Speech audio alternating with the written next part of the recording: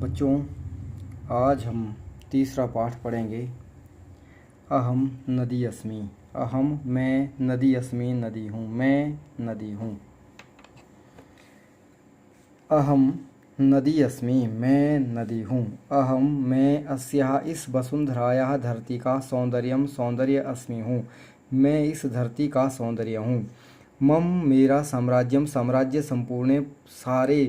संपूर्ण विश्व संसार में अस्ति है, मेरा राज्य सारे संसार में है। अहम मैं माता इव माता की तरह संपूर्णम सारे विश्वम संसार को पालयामि पालती हूँ, मैं माता की तरह सारे संसार का पालन पोषण करती हूँ। पर्वतानाम पर्वतों के उच्चेभ्य ऊंचे स्थलेभ्य स्थानों से निसृत्य निकलकर अहम मैं सागरम सागर में प्रविशामि प्रवेश करती हूँ। पर्वतों के ऊंचे स्थानों से निकलकर मैं सागर में प्रवेश करती हूँ। अहम मैं सर्वदा हमेशा गतिशीला अस्मि गतिशील हूँ, मैं हमेशा गतिशील हूँ। गति एव गति ही मम मेरा स्वभाव है, मम संदेश च और मेरा संदेश है। गति ही मेरा स्वभाव है और मेरा संदेश है। मम तटेषु मम मेरे तटेषु किनारों पर एव ही महानगराणाम महानगरों का विकास भवति होता है, मेरे किनारों पर ही महानगरों का विकास होता है। एतेषाम इन महानगराणाम महानगरों के समृद्धि में विकास में अहम मैं एव ही कारण हूँ। इति ऐसा जनः लोग वदंती का बोलते हैं। इन महानगरों के विकास में मैं ही कारण हूँ, ऐसा लोग बोलते हैं। कस्यापि किसी भी, कस्य जमापि कस्यापि दीर्घ संधि। राष्ट्रस्य राष्ट्र के देश के विकास में मम मेरी महती भूमिका भवती बड़ी भूमिका होती है। किसी भी देश के विकास में मेरी बड़ी भूमिका होती है। जनः लोग कथयन्ति कहते हैं, अहम मैं एव ही राष्ट्रस्य देश का जीवनम इति जीवन हूँ। लोग कहते हैं मैं ही देश का जीवन हूँ। भवन्तः जानन्ति आप सब जानते हैं, यत् कि जलम बिना जल के बिना जीवनम न जीवन नहीं है। आप सब जानते हैं कि जल के बिना जीवन नहीं है। मम जलम पीत्वा मम जलम मेरा जल पीत्वा पी करके एव ही सर्वे सब जीवंती जीते हैं। मम जलेन मेरे जल से एव ही कृषकाः किसान क्षेत्राणि खेतों की सिंचाई करते हैं। मेरा जल पी करके ही सब जीते हैं, मेरे जल से ही किसान खेतों की सिंचाई करते हैं। अतः इसलिए अहम मैं भोजन से अपि भी जनान लोगों का पालयामि पालन पोषण करती हूँ, इसलिए मैं भोजन से भी लोगों का पालन पोषण करती हूँ। भारत में मम मेरे अनेकानि अनेक रूपाणि रूप संति हैं, भारत में मेरे अनेक रूप हैं। उत्तरस्याम दिशि उत्तर दिशा में अहम मैं सिंधु नाम से विख्याता प्रसिद्ध हूँ, उत्तर दिशा में मैं सिंधु नाम से प्रसिद्ध हूँ।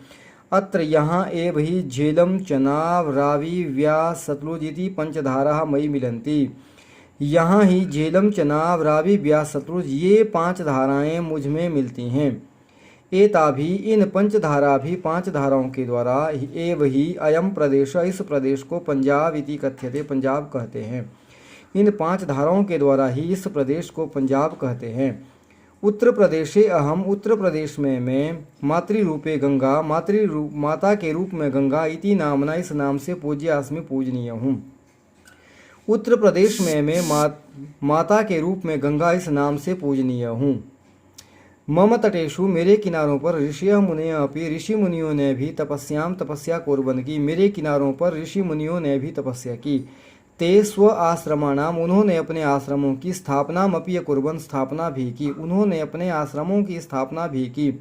स्वामी श्रद्धानंद महोदय के द्वारा स्थापित गुरुकुल कांगड़ी विश्वविद्यालय अपि भी मम मेरे तटे किनारे पर एव ही विराजमान है। स्वामी श्रद्धानंद महोदय के द्वारा स्थापित गुरुकुल कांगड़ी विश्वविद्यालय भी मेरे किनारे पर ही विराजमान है। दक्षिण दिशायाम अहम दक्षिण दिशा में मैं कावेरी गोदावरी कृष्णा इति नाम भी प्रवहामि। दक्षिण दिशा में मैं कावेरी गोदावरी कृष्णा इन नामों से बहती हूँ। तमिलनाडु इति क्षेत्रे तमिलनाडु इस क्षेत्र में अहम में पेन्नार पोन्नेरु वाईगेई इति नाम भी नामों से केरल प्रदेशे च और केरल प्रदेश में पेरियार इति नामना पेरियार इस नाम से प्रसिद्ध हूँ। तमिलनाडु इस क्षेत्र में मैं पेन्नार, पोन्नेरू, वाईगई इन नामों से और केरल प्रदेश में मैं पेरियार इस नाम से प्रसिद्ध हूँ। पूर्वस्याम दिशि अहम, पूर्वस्याम पूर्व दिशि दिशा में अहम मैं महानदी कोसी दामोदर ब्रह्मपुत्रा अस्मि। पूर्व दिशा में मैं महानदी कोसी दामोदर ब्रह्मपुत्र हूँ। ब्रह्मपुत्र इति मम विशालतमम रूपम अस्ति। ब्रह्मपुत्र यह मेरा सबसे बड़ा रूप है, विशाल रूप है। पश्चिम दिशायाम अहम, पश्चिम दिशा में मैं नर्मदा वापी माही, नर्मदा वापी माही साबरमती लूनी इति नाम भी इन नामों से वहाँ में बहती हूँ। पश्चिम दिशा में मैं नर्मदा वापी माही साबरमती लूनी इन नामों से बहती हूँ। विश्व संसार में मम मेरा विशालतमम रूपम सबसे बड़ा रूप अमेजन नदी इति अस्ति, अमेजन नदी है। संसार में मेरा सबसे बड़ा रूप अमेजन नदी है। संसारे मम दीर्घतमम रूपम, संसारे मम संसार में मेरा दीर्घतमम रूपम सबसे लंबा रूप नाइल नदी इति अस्ति, नील नदी है, नाइल नदी है। संसार में मेरा सबसे लंबा रूप नील नदी है। मम जलम मेरा जल पोषक शक्तिया, पोषक शक्ति से परिपूर्णम अस्ति, युक्त है, परिपूर्ण है। मेरा जल पोषक शक्ति से परिपूर्ण है, मेरा जल पोषक शक्ति से युक्त है। एतस्मात् कारणात् इस कारण से एव ही मम तटेषु मेरे किनारों पर वृक्षाणाम पेड़ों की, पादपानाम पौधों की, वनौषधीनाम च और वनौषधियों की दुर्लभ प्रजातयः प्रजातियां उद्भवंती पैदा होती हैं। इस कारण से ही मेरे किनारों पर पेड़ों की, पौधों की, वनौषधियों की और वनौषधियों की दुर्लभ प्रजातियां उत्पन्न होती हैं। प्राणी जीवनाय प्राणियों के जीवन के लिए स्वच्छम स्वच्छ जलम जल विशुद्धम च पर्यावरणम और शुद्ध पर्यावरण आवश्यकम एव अस्ति, आवश्यक ही है। प्राणियों के जीवन के लिए स्वच्छ जल और विशुद्ध पर्यावरण आवश्यक ही है। परंतु अनेके जनः, परंतु अनेक लोग यंत्रालयानाम उद्योगों का विष मिश्रित रसायन पदार्थान विषैले रासायनिक पदार्थों को मम जले क्षिपंती मेरे जल में फेंकते हैं। मम जले मेरे जल में क्षिपंती फेंकते हैं।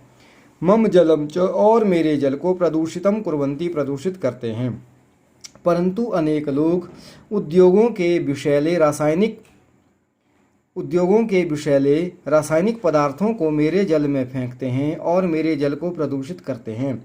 एवं न करणीयम, एवं इस प्रकार नहीं करणीयम करना चाहिए, इस प्रकार नहीं करना चाहिए, ऐसा नहीं करना चाहिए। मम विशुद्धम जलम मेरा शुद्ध जल एव ही प्राणिनाम प्राणियों का जीवनम जीवन है। मेरा शुद्ध जल ही प्राणियों का जीवन है। जलम प्रदूषितम न करणीयम, जलम जल प्रदूषितम प्रदूषित नहीं करणीयम करना चाहिए, जल प्रदूषित नहीं करना चाहिए। मम मेरा ध्येय वाक्यमस्ति, मेरा ध्यान देने योग्य वाक्य है। सर्वे भवन्तु सुखिनः, सर्वे सन्तु निरामयाः। संसार के सब लोग सुखी हों, सर्वे सब भवन्तु हों सुखिनः सुखी, सर्वे सब सन्तु हों निरामयाः रोग रहित। मेरा ध्यान देने योग्य वाक्य है, मेरा ध्येय वाक्य है। संसार के सब लोग सुखी हों, सब लोग रोग रहित हों। आइए अब पाठ का अभ्यास करते हैं। पाठ के अभ्यास में पहला प्रश्न है कि पाठ को पढ़ करके बोलें और लिखें हाँ अथवा नहीं। तो देखिए, पाठम पठित्वा, पाठ को पढ़कर वदंतु लिखंतु च, बोलें और लिखें आम अथवा नहीं, हाँ और नहीं। किम नदी माता इव विश्वम पालयति, क्या नदी माता की तरह सारे संसार का पालन पोषण करती है, आम। किम नदी गतिशीला नास्ति, क्या नदी गतिशील नहीं है, नहीं। किम नद्याः जलम पीत्वा एव सर्वे जीवन्ति, क्या नदी का जल पीकर के ही सब जीते हैं, आम। किम भारते नद्याः एकम रूपम अस्ति, क्या भारत में नदी का एक ही रूप है, नहीं। किम गंगा नदी केरल प्रदेशे अस्ति, नहीं, क्या गंगा नदी केरल प्रदेश में है, नहीं। मंजूषा में दिए हुए शब्दों से सही शब्द चुनकर रिक्त स्थानों की पूर्ति करें। नदी अस्या वसुंधरायाः सौंदर्यम भवति, नदी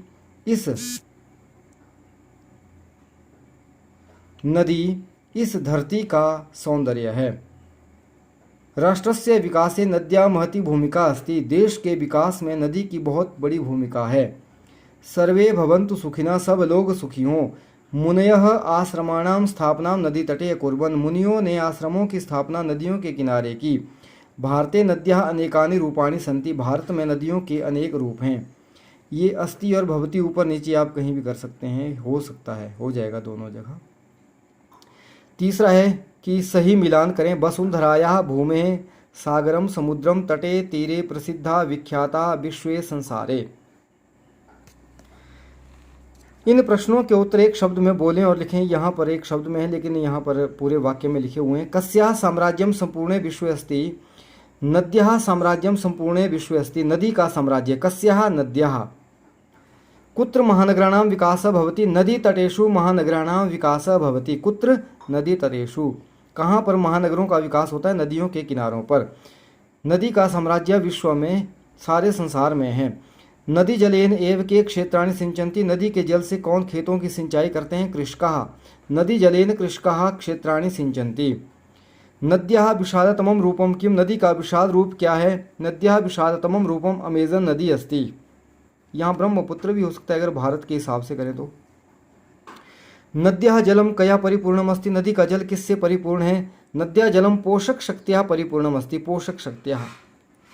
अब अगला प्रश्न है कि एतेषां प्रश्नानाम् उत्तराणि पूर्ण वाक्येन वदन्तु लिखन्तु। इन प्रश्नों के उत्तर पूरे वाक्य में बोलें और लिखें। यहाँ जगह कम होने के कारण जो है ना, तो थोड़ा शॉर्ट कर दिया है, पर मैं बोल देता हूँ। पंजाब प्रदेशे काः पंचधारा नद्याः मिलन्ति। पंजाब प्रदेशे झेलम चनाब रावी व्यास सतलुज इति पंचधाराः नद्यां मिलन्ति। स्वामी श्रद्धानंद महोदय नद्या तटे क्यों स्थापितम। स्वामी श्रद्धानंद महोदय ने नदी के किनारे क्या स्थापित किया। स्वामी श्रद्धानंद महोदय नद्या तटे गुरुकुल कांगड़ी विश्वविद्यालय स्थापितम। जनाः नद्या जले किं क्षिपन्ति। जनाः नद्या जले यंत्रालयानां विषमिश्रित रसायन पदार्थान् नद्या जले क्षिपन्ति या क्षिपन्ति। नद्याः तटेषु केषां दुर्लभः प्रजातयः उद्भवन्ति। नद्याः तटेषु वृक्षाणां पादपानां वनौषधीनां च दुर्लभः प्रजातयः उद्भवन्ति। नद्याः ध्येयवाक्यं किम् अस्ति। नद्याः ध्येयवाक्यम् अस्ति सर्वे भवन्तु सुखिनः सर्वे सन्तु निरामयाः। मोटे शब्दों को आधार मानकर प्रश्न निर्माण करें। गति एव मम स्वभाव मम संदेशः च। का एव मम स्वभाव मम संदेशः च। राष्ट्रस्य विकासे मम महती भूमिका। कस्य विकासे मम महती भूमिका। राष्ट्रस्य कस्य। गतिः काः। मम तटेषु ऋषयः तपस्यां कुर्वन्ति। मम तटेषु के तपस्यां कुर्वन्ति। ऋषयः के। प्राणी जीवनाय विशुद्धं पर्यावरणम् आवश्यकम् अस्ति। कस्मै विशुद्धं पर्यावरणम् आवश्यकम् अस्ति। प्राणी जीवनाय कस्मै। नद्याः जलं प्रदूषितं न करणीयं। कस्याः जलं प्रदूषितं न करणीयं। नद्याः कस्याः। अगला है मूल्यात्मक प्रश्न है। बोल रहे हैं कि आप सब जानते हैं कि आजकल नदियों की स्थिति कैसी है। लोग प्रतिदिन नदियों में कूड़ा फेंक करके नदी के जल को प्रदूषित करते हैं। आप अपने नगर में नदियों की स्वच्छता के लिए क्या क्या कर सकते हैं, बोलें और लिखें। गतिविधि है। भारत के मानचित्र में प्रमुख नदियों को दर्शा करके उनके नाम भी लिखें। तो आप ऐसा चित्र बना सकते हैं और नदियों के नाम जो है दे सकते हैं। और यहाँ पर SST की तरह जो है यहाँ पर आप पूरा दर्शा सकते हैं। भारत में जो प्रमुख नदियाँ हैं उनको यहाँ पर कलर करके रंग भर करके दर्शा सकते हैं। तो आइए व्याकरण देखते हैं। पाठ का व्याकरण है कारक। कर्ता, कर्म, करण, संप्रदान, अपादान, संबंध, अधिकरण और संबोधन। ये हिंदी में हम इनको कारक बोलते हैं। संस्कृत में हम इनको बोलते हैं विभक्ति। कर्तृवाच्य, कर्ता, कारक, प्रथमा विभक्ति। प्रथमा विभक्ति को हम कर्ता कारक बोलते हैं। द्वितीया को कर्म बोलते हैं। तृतीया को कर्ण बोलते हैं। चतुर्थी को संप्रदान, पंचमी को अपादान, षष्ठी को संबंध और सप्तमी को अधिकरण, संबोधन को संबोधनी बोलते हैं। तो निम्नलिखित वाक्यों को पढ़ें और समझें। महात्मा कुटिया में रहते थे। सज्जन सत्य के मार्ग को नहीं छोड़ते हैं। सत्पुरुष सब प्रकार से सहयोग करता है। उन दोनों ने सुंदर घर को देखा। नदी धरती का सौंदर्य है। किसान खेतों की सिंचाई करते हैं। अब प्रश्नों के उत्तर बोलें और लिखें। कुटिया में कौन रहता था? महात्मा। ठीक है, इधर आपने उत्तर लिखने हैं, पर मैं यहाँ से ही आपको बता देता हूँ। यहाँ से ऊपर इसको देखते रहें। कौन सत्य के मार्ग को कौन नहीं छोड़ते हैं? सज्जना। कौन सब प्रकार से सहायता करता है? सत्पुरुष। किसने सुंदर घर को देखा? तौ, उन दोनों ने। कौन धरती का सौंदर्य है? नदी। कौन खेतों की सिंचाई करते हैं? किसान। ये सारे प्रश्न कह कौ के का संबंध प्रश्न है। इन प्रश्नों के उत्तर क्रिया जैसे वसति स्म, त्यजंती, करोति, अस्ति, पश्यताम, सिंचंती कर्ता के साथ संलग्न है। ये कर्ता के साथ जुड़े हुए हैं। ये क्रिया कर्ता के साथ जुड़ी हुई है। अर्थात क्रियाम कह करोति, अर्थात क्रिया को कौन करता है। यह क्रियाम करोति सह कर्ता भवति, जो क्रिया को पूरी करता है वह कर्ता होता है। कर्ता कारकम तत्र कर्ता कारकम भवति, वयम कर्तृकारके च प्रथमा विभक्ते प्रयोगम कुर्मः। कर्ता कारक होता है, हम सब कर्ता कारक के साथ प्रथमा विभक्ति का प्रयोग करते हैं। कर्ता जो है उसको हम बोलते हैं अंग्रेजी में सब्जेक्ट। ठीक है, अगर सब्जेक्ट सेंटेंस में सब्जेक्ट नहीं होगा तो जो वर्ब है वो पूरी नहीं होगी। जैसे बोल देते हैं कि भाई पाठ पढ़ता है, अब पाठ पढ़ता है अगर किसी का नाम नहीं लिया जाएगा तो पता नहीं चलेगा। इसलिए क्या है कि जब भी कर्ता क्रिया को संपन्न करता है तो वहाँ पर कर्तृकारक होता है। अगर क्रिया को बोल देते हैं कि पाठ पढ़ता है या पढ़ता है लेकिन किसी का नाम नहीं लेते हैं तो क्रिया संपन्न नहीं होगी। अभ्यास में दे रखा है, देखिए। निम्नलिखित वाक्यों में कर्ता शब्द के द्वारा रिक्त स्थानों की पूर्ति करें। धावकाः क्रीड़ा क्षेत्रे धावन्ति, साधु ईश्वरं पूजयति, कन्ये वार्तालापं कुरुतः, वयं पुस्तकं पठामः, चित्रकारः चित्रं रचयति। ये कर्ता कारक है। ये बहुवचन है तो धावन्ति बहुवचन है, एक वचन है तो एक वचन के साथ है, द्विवचन है तो द्विवचन के साथ क्रिया का प्रयोग हुआ है, और बहुवचन है तो बहुवचन के साथ, एक वचन है तो एक वचन के साथ, और पुरुष के साथ भी। अगर प्रथम पुरुष की कर्ता प्रथम पुरुष का है तो क्रिया प्रथम पुरुष की है, कर्ता मध्यम पुरुष का है क्रिया मध्यम पुरुष की है, कर्ता उत्तम पुरुष का है क्रिया उत्तम पुरुष की है। कर्म कारक द्वितीय विभक्ति। अब समझें, अब गच्छन्तु समझें। यदा क्रिया भवति अथवा कर्ता क्रियां करोति तदा किमपि कार्यमपि भवति, किमपि कार्यम सिद्धम भवति। जब क्रिया होती है अथवा कर्ता क्रिया करता है तब कोई काम भी सिद्ध होता है। नीचे लिखे हुए प्रश्नों को पढ़ें और उनके उत्तरों को पढ़ करके समझें। जैसे गायकः किं करोति, गायकः गीतं गायति, लेखकः किं करोति, लेखकः लेखं लिखति, रामः किं करोति, रामः वस्त्रं धारयति, सीता किं करोति, सीता पुस्तकं पठति, कवि किं करोति, कवि कवितां रचयति, अम्बा किं करोति, अम्बा भोजनं पचति। ऊपर लिखे हुए वाक्यों में गीतम, लेखम, वस्त्रम, पुस्तकम, कविताम, भोजनम ये शब्द जो हैं ये कर्मयुक्त शब्द हैं। किम इति प्रश्नानाम यानि उत्तराणि सन्ति तानि कर्म कारकाणि सन्ति। किम के साथ जो प्रश्नों के उत्तर दिए हुए हैं वो सारे कर्म कारक हैं। कर्म कारक में द्वितीय विभक्ति का प्रयोग होता है। देखिए अभ्यास दिया हुआ ये कर्म कारक का, यहाँ पर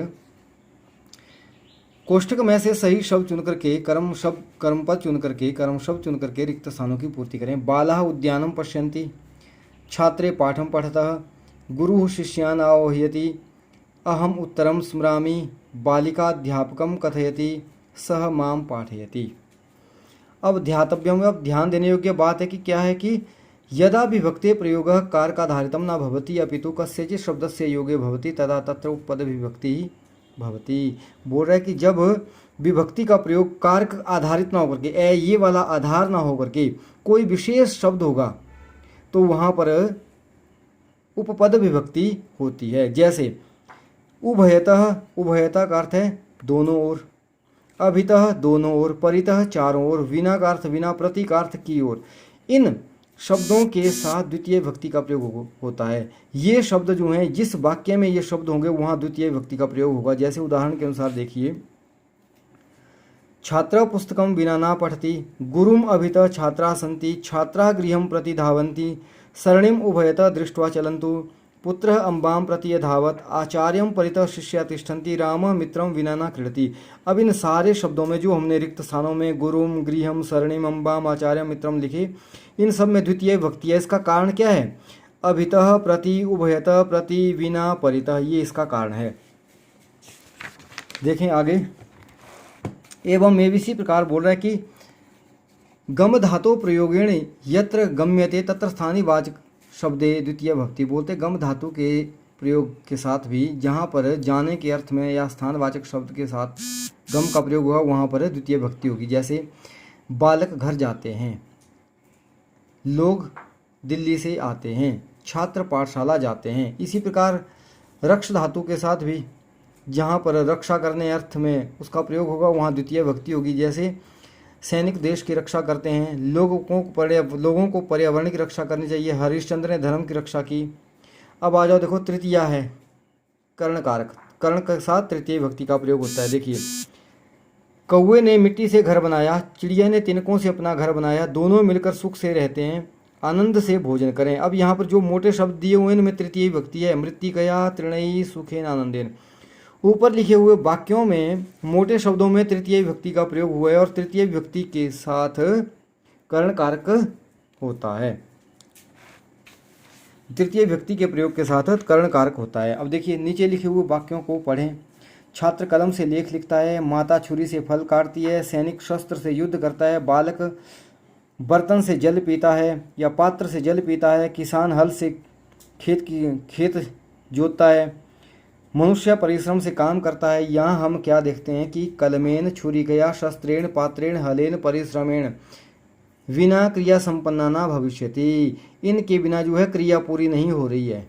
ठीक है, येन साधनेन क्रिया सिद्ध्यति तत्कर्ण कारकम भवति। जिस साधन के द्वारा क्रिया संपन्न होती है वहाँ पर कर्ण कारक होता है और कर्ण कारक में तृतीय विभक्ति का प्रयोग होता है। ये कलमेन छुरिकया शस्त्रेण पात्रेण हलेन ये तृतीय विभक्ति का प्रयोग है। अभ्यास है, देखिए मंजूषा में से सही शब्द चुन करके रिक्त स्थानों की पूर्ति करें। बालकः नेत्राभ्याम चित्रं पश्यति, अम्बा अनेन रोटिकां पचति, रामः हस्तेन कार्यं करोति, कृष्णः चक्रेण शिशुपालस्य वधम् अकरोत्, मालाकारः जलेन वृक्षान् सिंचति। अब दूसरा वाक्य, नीचे लिखे वाक्यों में कर्ण कारक को रेखांकित करें। मालाकारः जलेन वृक्षान् सिंचति जलेन, सीता स्वरेण गीतम गायति स्वरेण, श्यामः पुष्पै माला रचयति पुष्पै, सूर्य स्वकिरणै शीतम हरति स्वकिरणै, छात्र उच्च स्वरेण पुस्तकम पठति उच्च स्वरेण। इनमें जो अंडरलाइन किए हुए हैं, रेखांकित किए हुए शब्द हैं, इनमें सब में तृतीय विभक्ति का प्रयोग है। अब बोल रहा है कि पहले अभ्यास में जो लिखे हुए वाक्य हैं उनमें कर्ता कर्म कर्ण और क्रिया को अलग अलग करके लिखें। जैसे एग्जाम्पल दिया इसने कि बालकः नेत्राभ्याम चित्रम पश्यति, बालक कर्ता, नेत्राभ्याम कर्ण, चित्रम कर्म और पश्यति क्रिया है। तो देखिए दूसरा बालक वाक्य है, अम्बा अन्नेन रोटिकाम पचति। अम्बा कर्ता, अन्नेन कर्ण, रोटिका कर्म, पचति क्रिया। अगला है देखो, रामः कर्ता, हस्तेन कर्ण, कार्यम कर्म, करोति क्रिया। कृष्णः कर्ता, चक्रेण कर्ण, बधम कर्म, अकरोत् क्रिया। मालाकारः कर्ता, जलेन कर्ण, वृक्षान् कर्म, सिंचन्ति क्रिया। अब ध्यातव्यम यत् बोल रहे, ध्यान देने योग्य बात है कि जिस भी वाक्य में सह का अर्थ के साथ अलम बस करो, विना का अर्थ विना, काण का अर्थ काना, एक आंख से काना जो है, बधिर का अर्थ बहरा जिसको सुनाई नहीं देता, इन शब्दों के योग में भी तृतीय विभक्ति का प्रयोग होता है। जिस भी वाक्य में ये शब्द आएंगे वहाँ पर तृतीय विभक्ति का प्रयोग होगा। जैसे उदाहरण दे रहा है यहाँ पर देखिए, चौथे प्रश्न में उदाहरण को देखकर रिक्त स्थानों की पूर्ति करें। पुत्र पिता के साथ जाता है, झगड़ा मत करो। सीताराम के साथ जाती है, पीयूष खरगोश के साथ खेलता है, झगड़ा मत करो। उत्साह के बिना कार्य नहीं होता है, वह आंख से काना है। इन सब वाक्यों में जनकेन, विवादेन, रामेण, शशकेन, कलहेन, उत्साहेन, नेत्रेण तृतीय विभक्ति है। इसका कारण क्या है? सह अलम, सह अलम, बिना और काना। ठीक है जी। अब देखिए चतुर्थी विभक्ति संप्रदान कारक है। संप्रदान कारक चतुर्थी विभक्ति। चित्रों को देखें और वाक्यों को पढ़ें। यह अध्यापिका है, यह छात्र है, यह पुस्तक है। यह अध्यापिका छात्र के लिए पुस्तक लाती है। इसी प्रकार यह अध्यापिका छात्रा के लिए पुस्तक लाती है। वह छात्र परीक्षा के लिए बैठता है, वह छात्रा प्रतियोगिता के लिए दौड़ती है, वह बालक खेलने के लिए जाता है, वह बालिका खेलने के लिए जाती है। इन वाक्यों में जो मोटे मोटे शब्द दिए हुए हैं इनमें चतुर्थी विभक्ति है। ऊपर लिखे हुए वाक्यों को पढ़ करके प्रश्नों के उत्तर लिखें। ये प्रश्नों के उत्तर दिए हुए हैं, ठीक है। अब देखिए, अध्यापिका किसके लिए पुस्तक लाती है? छात्राएं, छात्र के लिए। अध्यापिका किसके लिए पुस्तक लाती है? छात्रा के लिए। छात्रा ये कस्यै, छात्रा ये। छात्र किस लिए पढ़ता है? परीक्षा के लिए। छात्रा किस लिए दौड़ती है? प्रतियोगिता के लिए, स्पर्धा के लिए। बालक किस लिए जाता है? खेलने के लिए। बालिका किस लिए जाती है? खेलने के लिए। यहाँ हम क्या देखते हैं? यहाँ हम देखते हैं कि कर्ता जिसके लिए काम करता है, जैसे छात्र के लिए, छात्रा के लिए, परीक्षा के लिए, प्रतियोगिता के लिए, खेलने के लिए, वहाँ पर चतुर्थी विभक्ति होती है। यहाँ पर चतुर्थी विभक्ति का प्रयोग हुआ है। इन शब्दों में संप्रदान कारक है। जहाँ पर संप्रदान कारक होता है वहाँ पर चतुर्थी विभक्ति का प्रयोग होता है। कर्ता जिसके लिए काम करता है वहाँ पर संप्रदान कारक होता है। अब देखिए, इसके उदाहरण देखते हैं आगे। देखिए, नीचे लिखे हुए वाक्यों में मंजूषा में से सही शब्द चुन करके रिक्त स्थानों की पूर्ति करें। छात्र पढ़ने के लिए बैठता है, मनुष्य भोजन के लिए ठहरते हैं, सैनिक युद्ध के लिए जाता है, ईश्वर रक्षा के लिए आता है, नर्तकी नाचने के लिए तैयार होती है। तो ये पठनाय, भोजनाय, युद्धाय, रक्षणाय में चतुर्थी विभक्ति का प्रयोग हुआ है। अब देखिए, अब बोल रहा है कि ध्यातव्यम, यह ध्यान देने योग्य बात है कि रुच धातु, रुच का अर्थ है रोचते, अच्छा लगता है। नमः का अर्थ है नमस्कार। दाह का अर्थ है देना, यच्छति, यच्छता, यच्छन्ति। स्वस्ति का अर्थ है कल्याण हो। इन शब्दों के साथ चतुर्थी विभक्ति का प्रयोग होता है। ये वाक्य में ये शब्द जहाँ आ जाएंगे वहाँ चतुर्थी विभक्ति का प्रयोग हुआ। उदाहरण को देख, जैसे उदाहरण दिया है यहाँ पर, बालकाय फलम रोचते। विष्णवे नमः, विष्णु को नमस्कार। नूपुर मित्र के लिए उपहार, मित्र को उपहार देता है। छात्र को पढ़ना अच्छा लगता है। गुरु को नमस्कार। माता पुत्र के लिए कपड़े लाती है, या माता पुत्र के लिए पुत्र को कपड़े देती है। आचार्य बोलता है तुम्हारा कल्याण हो। तो देखिए, विष्णवे मित्राय, छात्राय, गुरुवे पुत्राय, तुभ्यम में चतुर्थी विभक्ति का प्रयोग हुआ है। इसका कारण है रुच धातु, नमः, दा धातु, यच धातु, रुच धातु, नमः, दाय, यच धातु और स्वस्ति। इनके साथ यहाँ पर चतुर्थी विभक्ति हुई है। अब कुछ मिश्रित अभ्यास है। मोटे शब्दों में विभक्ति और उसका कारण लिखें। जैसे अलम कलहेन, तृतीय विभक्ति अलम योगे। बालकाय दुग्धम रोचते, चतुर्थी विभक्ति रुच धातु योगे। गुरुं परितः शिष्या सन्ति, द्वितीय विभक्ति परितः योगे। पुत्रः पित्रा सह भ्रमति, तृतीय विभक्ति सह योगे। शिशु मात्रं प्रति धावति, द्वितीय विभक्ति प्रति योगे। सह भिक्षुक नेत्रेण काण अस्ति, तृतीय विभक्ति अंग विकार योगे।